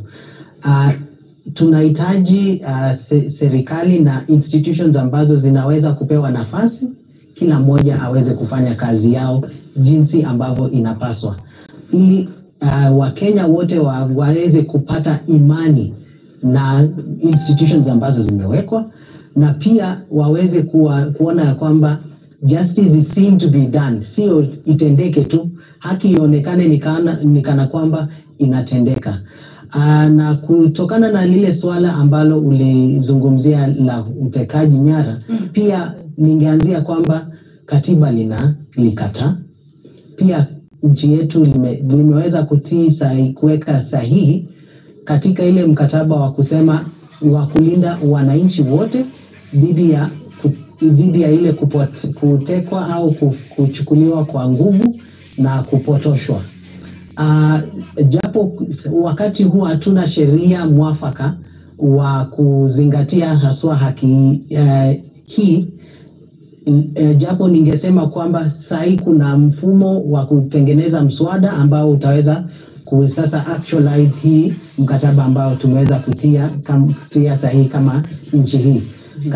Na pia hapo ndipo tutaweza kujua idara mbalimbali ambao wanahusika wataweza kuchukua hatua gani au ipi iwapo mmoja wetu ama Mkenya yoyote anaweza kujipata katika hali kama hii ambapo unachukuliwa na watu ambao hawajulikani ni akina nani, lakini inaegemea upande fulani, na pia ile role ya usalama wa mtu na faragha inapaswa kuzingatiwa na zile idara ambazo zinapaswa kudumisha amani, haswa idara za polisi, waone jinsi ambavyo au wale ambao wamepotea. Kwa mfano, kutokana na utafiti wetu bado kuna wale 9 ambao hawajulikani walioko hadi wa leo. Basi tuweze kushirikiana na hao familia, tujue hao watu wako wapi, na wale ambao kwa mfano waliochukuliwa jana, basi uchunguzi ufanywe na warejelewe makwao, na kama iwapo kuna mtu ambaye amekiuka sheria zetu, basi aweze kufikishwa mahakamani kwa ule muda upasavyo, na pia hatua iweze kuchukuliwa ndio ibainike wazi ikiwa kosa ni lipi, basi the accountability mechanism iweze kuwekwa. Mwanamke tu nimefurahia vile Citizen inaendelea kupeperusha habari moja kwa moja mambo ya maandamano kwa Wakenya. Na tunaona kumetulia, sio vile ambavyo watu walikuwa wanatarajia pengine. Wajua mwanamke weza kutulia ama kusitulie. Media houses inafaa kufanya kazi yake. Inafaa kuletea Wakenya habari moja kwa moja yale ambayo yanafanyika kwenye ground. Waona wale vijana ambao wanatoroka, polisi ataweza kuwamaliza iwapo mtajiondoa pale. Saa zingine watu wanamalizwa mkiwa pale, mkiangalia, Mkenya wa kawaida akirekodi. Na jambo lingine ni serikali huwa inatoa amri, inaamuru ya kwamba ile kwa mfano hiyo amri fulani lazima ifuatwe. Sasa kwa mfano imetoa ilani na inataka all media houses ifuate ile ilani. Basi serikali yenyewe haifuati ile amri ya mahakama zetu, haifuati ile mambo ambayo imeandikwa kwenye katiba yetu. How do you expect amri yako ifuatwe na ni amri ambayo inakiuka sheria, na ufuati ile amri ambayo inaambatana na katiba yetu? So ni serikali yenyewe ambayo inakosea Wakenya, inakosea katiba, inakosea Wakenya, na inajaribu kunyang'anya Mkenya wa kawaida haki zake. And I think every media house inafaa kuendelea na ile kazi ambayo inafanya, kwa sababu I can assure you, wakijaribu hata kunyang'anya leseni in the name of saying hamjafuata amri, by 8 am kesho mahakama itaweza kutupilia mbali mambo kama hayo ambayo wanajaribu kulazimisha Wakenya. Kuna Wakenya wameanza kusema kwamba haya inawakumbusha yale mambo yalikuwa kwa 207. 207 ni mambo ambayo hatutaki kuyarudia wala kuwakumbusha watu, lakini unajua kuna wengine wanasema lisilobudi hutendwa. Na fikra nyingine hutaki kuzikumbuka, ama kauli nyingine hutaki kuzitaja, lakini bado zinaleta tu ile kumbukumbu. Tungeomba vile tunasema mwenye kutoa hiyo amri airudishe, aiondoe. Ashaiondoa naona ama bado. Nafikiri jambo moja ambalo ni la msingi, naone pia licha ya vile ambavyo wanajaribu kukwepa ukweli na hali halisia ilivyo, na pia hata kutumia nguvu na nini. Unaona miaka yote hivyo tukitizama, hata miaka ya nyuma nguvu zilitumika, lakini unakuta at some point Wakenya wana ile yani si watu wa kufa moyo, waliendelea wakapasiu mpaka tukaweza kufikia sasa hivi. Kitu ambacho tunaweza tukajivunia ni kuwa tuna katiba mpya na ina sheria ambazo ni za kupigiwa mfano. Hata nchi zenyewe za Ulaya zenyewe baadhi hazina sheria ambazo ziko. Shida tu ni kwa sababu sisi si watu ambao tunakuwa ni wenye kuzitekeleza hizo sheria. Tuna sheria nzuri lakini hatutaki kuzitekeleza. Sisi ndio ambao tunakuwa tuko mstari wa mbele, tunakiuka hizi sheria. Kwa hiyo unakuta, na pia licha ya kutumia nguvu, bado unakuta Wakenya bado watafanya nini? Si kuwa watu wameogopeshwa kwa sababu kuna vijana 60 ambao maisha yao yalikatizwa na ule utumiaji nguvu wa serikali, lakini bado watu wako barabarani. Ingelikuwa kweli ni ule uoga ambao wanawauzia na wakawa ni wenye kununua, basi hii leo tusingekuwa na haya matukio ambayo tunayashuhudia sasa hivi. Lakini ni wangapi ambao wataweza kuuawa mpaka ile haki iweze kupatikana? Kwa hivyo nafikiri swala ambao tungekuwa tunalizungumzia, na hata wale wahusika na hawa washauri na wote ambao wako katika hizi idara makubwa ambao ungekuwa yanaangazia sasa hivi, ni vipi wataweza kuangazia masala ya ukosefu wa kazi, zile sheria kufuatwa, wale ambao masala ambao tumeshinda tukiarejelea hii leo. Naam. Okay, kuna hili swala ambalo tumelizungumzia na nitalirudia tena, manake unajua mara nyingi kunapokuwa na mambo kama haya ambayo katika mabano yanataka kuleta mageuzi, manake ndicho kitu ambacho naona kinapiganiwa zaidi kutokana na ule utawala ambao pengine wengine wanasema hauko sawa. Vijana tumewaona kama tulivyosema, hawajajali kabila yao, hawajajali ni misingi ipi ya dini ambayo wametoka. Lakini tuna uhakika gani kwamba katika miaka ijayo, hata tukifika katika uchaguzi ujao, hawa vijana watakuwa bado wameshikamana vile walivyo, ama watarudi katika misingi yao ya kikabila na waanze kujitetea kulingana na misingi ya kikabila? Kabla hujanijibu, naarifa tuzungumze na mwanahabari wetu Ben Kirui. Kirui, sijui kwa eneo gani, na tunaomba utupashe ni yapi ambayo yanaendelea.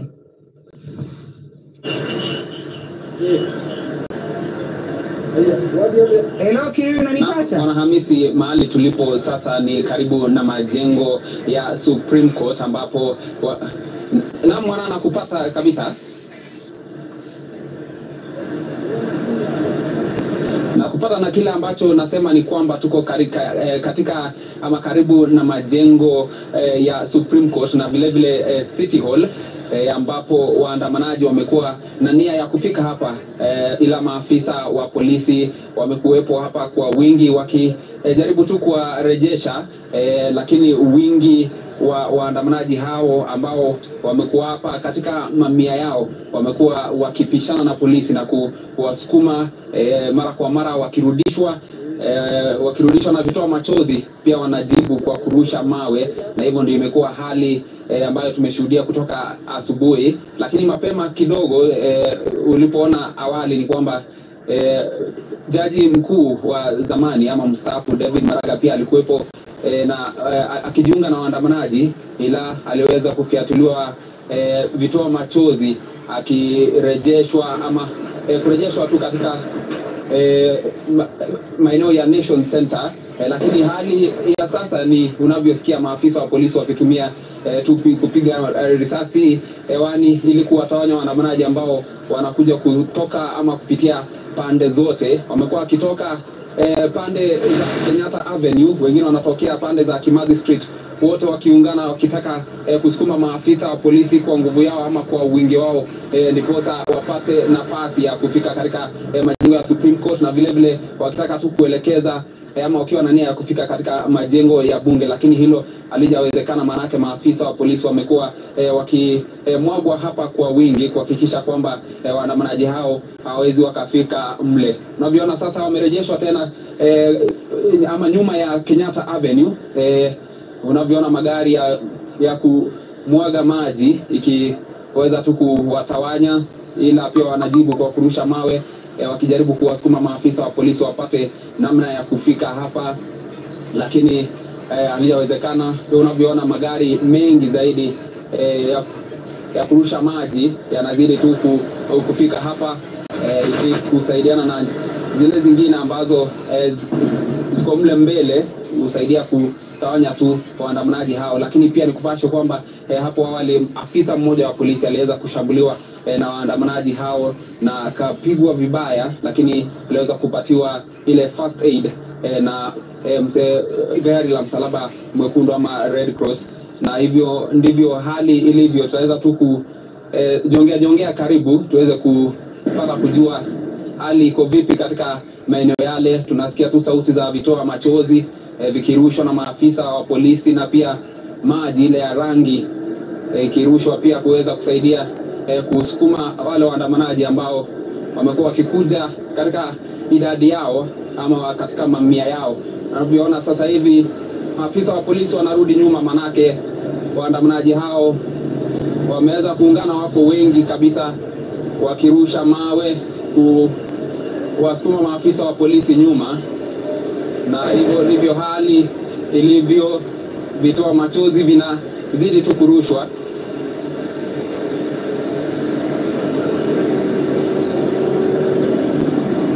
Na hii ndio imekuwa hali ya nipe nikupe. Maafisa wa polisi wakirusha vitoa machozi na kuwarushia maji, pia nao wanajibu kwa kurusha mawe. Waviona sasa maafisa wa polisi wanaendelea kurudi nyuma ili pia wapange jinsi ambavyo wataweza kuwasukuma, kuwazuia wasije wakapata nafasi ya kufika katika majengo ya Supreme Court na vile vile kuelekea katika City Hall na majengo ya bunge. Na hivyo ndivyo hali ilivyo, Mwanahamisi.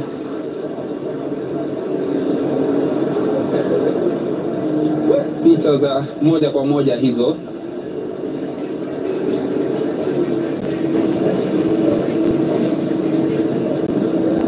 Maafisa wa polisi wakijikakamua tu kuhakikisha kwamba wanawasukuma nyuma, lakini hali si hali, manake waandamanaji wanazidi kuongezeka kwa idadi, wakija tu wakiendelea kurusha mawe ambayo imekuwa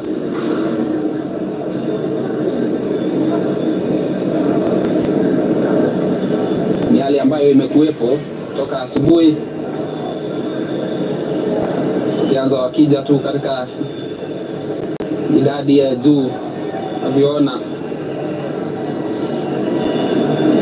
wanatumia mbinu hiyo ya kurusha mawe ndiposa kuweza kuwasukuma maafisa wa polisi, lakini unaporushiwa maji namna hiyo wanarudishwa nyuma, kisha hali inaendelea kuwa hivyo hivyo tu, mchezo wa paka na panya huu.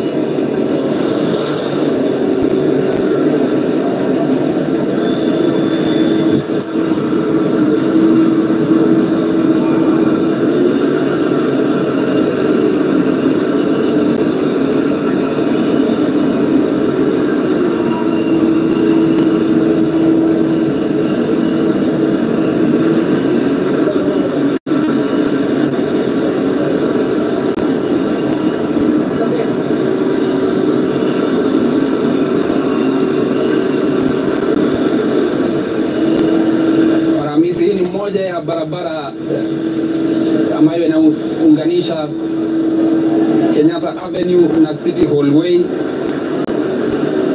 karibu tuna makao ya Supreme Court au majengo ya Supreme Court, ambapo waandamanaji hao wamekuwa wakinuia kutumia kuweza kuelekea katika majengo ya bunge.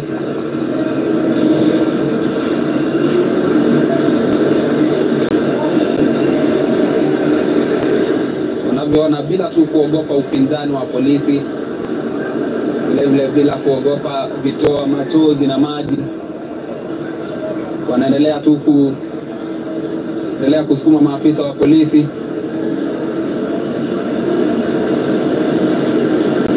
Mchezo moja kwa moja hivyo.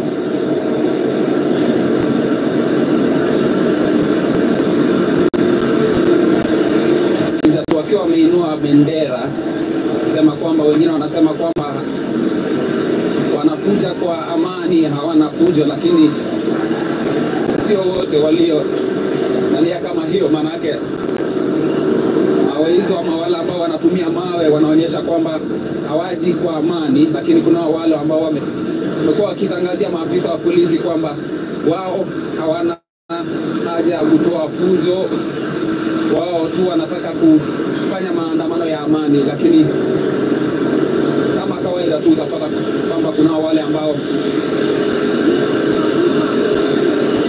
nia yao ni kuleta fujo, na ni fujo ambazo tumekuwa tukishuhudia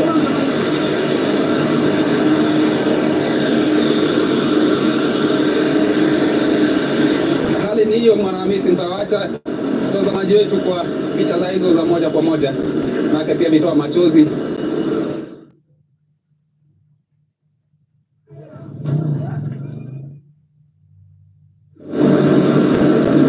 na zinahujumu kazi yetu.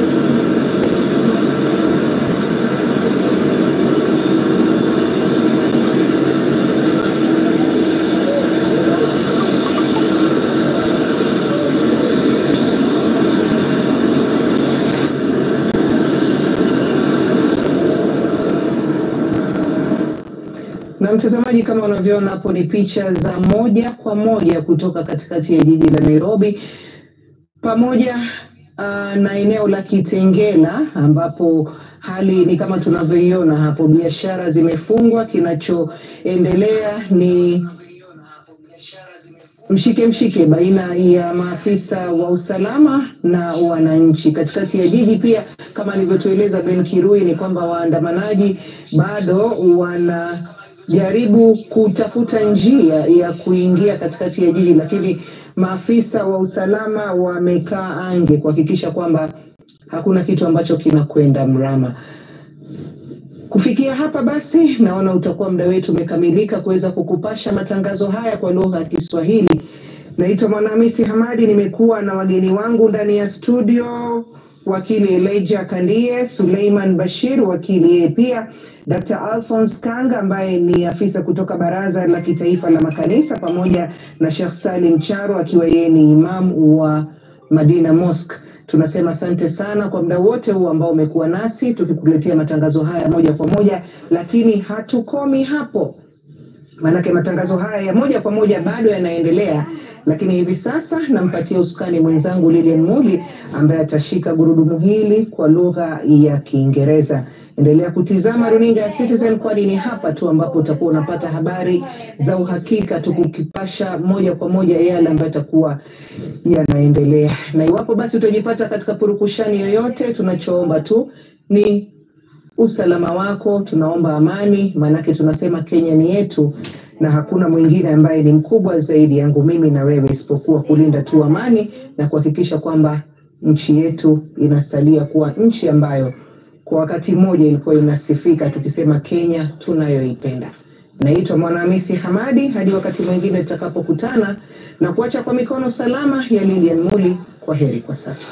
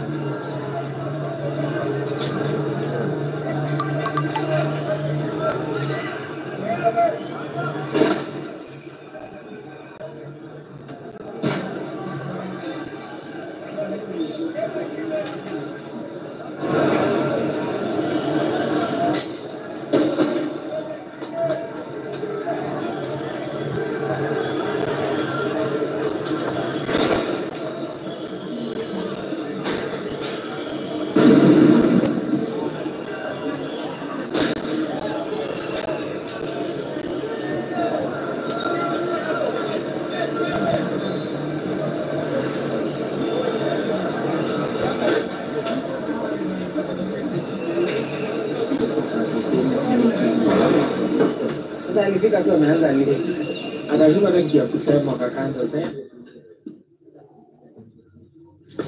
Many thanks for staying with us on our continuing coverage where we've been bringing you images across Nairobi, Mombasa, Kisumu, Nakuru and Eldoret where young Kenyans are taking to the streets and online spaces today in marches honoring the lives lost during the 2024 anti-finance bill protest. I'm now crossing over to Emmanuel for the latest on what is happening. Emmanuel so has been on the streets covering the going-ons as Kenyans took to the streets this morning demanding for justice, transparency and future accountability, particularly around lives lost during the anti-finance bill protest. Emmanuel, over to you. What can you tell us about what is happening, where you are as of now? Well, thank you very much, Lillian. As you have rightly put, it has been a day of running battles between the police and the protesters. And right now, we are at the intersection of Kenyatta Avenue that my colleague Mauritius Odoro just showed. In the air, I can barely breathe, but we are trying to give you the pictures as you can see them right there, where the protesters have actually moved. They have been moved to this point. They have been camping here since morning, and it has been a very busy day for them because I remember, as you can hear right now, those are sounds of blasting tear gas that is just coming a few meters from where we are, where my colleague is also covering from the other end. But it has been quite a busy day. There is a lot of destruction of property that has happened. The road has been barricaded here. There's some of the equipment material that has been removed or uprooted by some of the protesters, and it has been the case since morning. And from the tear gas that you're hearing from the other end, it is the protesters who are trying to run away from the police, and this seems to be a safe haven for them right now. But they're trying to, of course, take cover as the demonstrations continue. They have not been able to achieve one of the goals, which was to go to State House, Nairobi, because it is a protected area. We have been crisscrossing that area since morning, and we have seen a heavy contingent of police. We have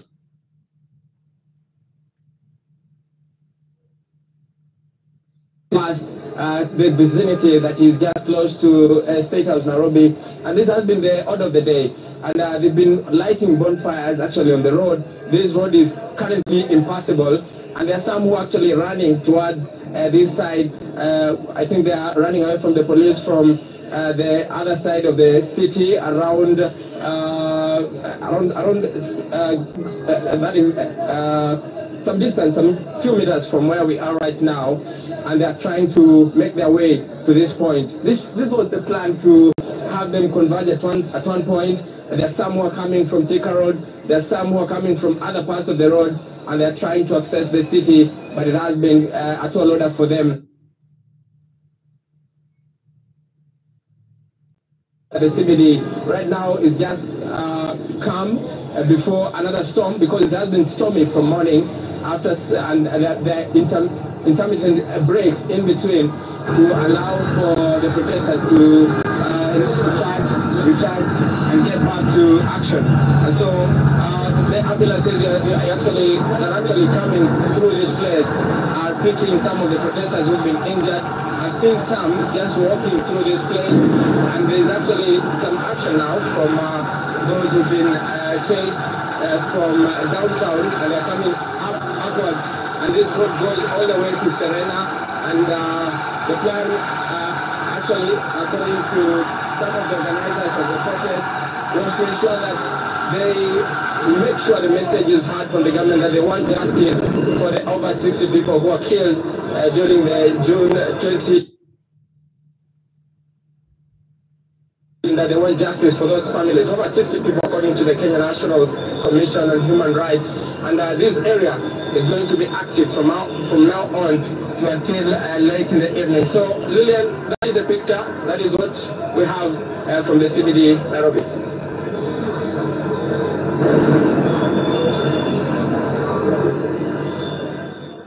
Many thanks for that, Emmanuel Tor, reporting from Kenyatta Avenue here in Nairobi County. He's at the intersection of Kenyatta Avenue, and as you can see from images on your screens, fires have been lit there, and protesters milling up and about that street, which is usually a very busy street with traffic at this hour, usually at a high. But as you can see, traffic to the streets of Nairobi has been stopped. Those are live bullets that were probably pelted earlier by police officers, and that's a protester there showing you that there is live ammunition that is actually being fired their way. Protesters being kept at bay by tear gas, as you can see, smoke bellowing from different parts of that street.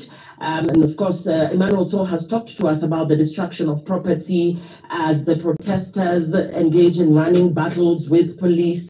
Of course, barricading of roads is also one of the elements that have been seen today, especially with sensitive government installations which are under tight security. The protesters who tried to make their way to State House, unable to do so due to the heavy police presence there, and of course the barricading of roads. Let's now cross over to Kamau Mwangi. Remember, these protests are happening across parts of the country. Talking about Nairobi, Mombasa, Kisumu, Nakuru, Kiambu, Thika, and Eldoret. Let's cross over now to get images from across the country, and of course listening from Kamau Mwangi on what is happening on his end. Kamau, good afternoon. What's the latest? Good afternoon, Lillian, and we are currently in the Nyeri Business District, where largely was the scene of today's protest here in Nyeri Town constituency, Nyeri County, and during the day, or rather since morning at around 10 a.m. when the protest began, they have been largely peaceful, although we've had like two pockets of demonstrators, one that was largely peaceful and the other that tried to cause some sort of chaos, if you would call that, because they lit bonfires along this particular road. This is the Kimathi Road in Nyeri Town. There was that particular group, and now the pictures that I'm about to bring to you is the last pocket of the demonstrations, because when they separated, they've gathered here at this particular hour, and the area around which they are all congregating is the area around Shieni Supermarket. Remember, Shieni Supermarket is a supermarket owned by Kieni Member of Parliament that was subject to an attack in last year's demonstrations, and as the anniversary for the 1 year commemoration of those that lost their lives during last year's protest, the demonstrators have gathered around this particular supermarket with the intent that is yet to be established. We've had several warning shots, or rather gunshots, being shot in the air, probably to try and disperse this particular crowd. We've seen a couple of tear gas canisters thrown at them, but they are yet to budge. And this is the last pocket of the demonstrations here in Nyeri Town, as now we head to the climax of the same. So Earlier in the day, we saw the group that was largely peaceful light a number of candles. This is to try and, or rather in commemoration of those that lost their lives last year. And this particular pocket that has been left is the one that is whose intention has yet to be established. Businesses shut quite early here in Nyeri town. Immediately the demonstration began in the morning, and this is of course bearing that particular incident from last year when one of the supermarkets here in Nyeri town and belonging to Kieni Member of Parliament was attacked. So business has been disrupted largely in Nyeri town. The situation is the same in Karatina, a town that is quite synonymous with this particular sort of demonstrations when the youth have decided to come out in their numbers and sort of air out their issues. So we're just on standby, wait and see what happens with this particular group. And of course, the lamentations are the same from last year to this year, with young people likely calling out the president for the way he's been running the country since last year. And of course, the management of protests in recent days where we've, or rather the country has experienced injuries to young people, as well as injuries to those who've been coming out to demonstrate. So that is the situation currently in Nyeri town.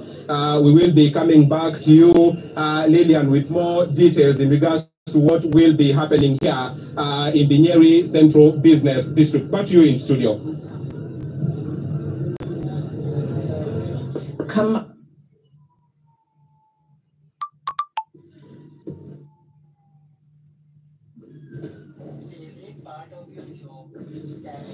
Kamal Mwangi there at the Nyeri CBD telling us demonstrations there have been largely peaceful, save for lighting of bonfires, which you can see. That was along Kimasi Road.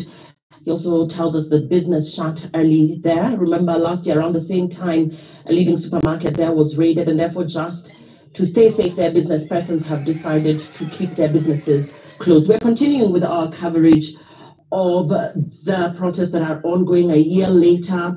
The cries on the streets have not faded. We'll be right back after this very short break, looking at issues around emergency response in what is a situation that has seen many casualties admitted across hospitals in the country. We'll be back in just a bit. Stay with Citizen TV.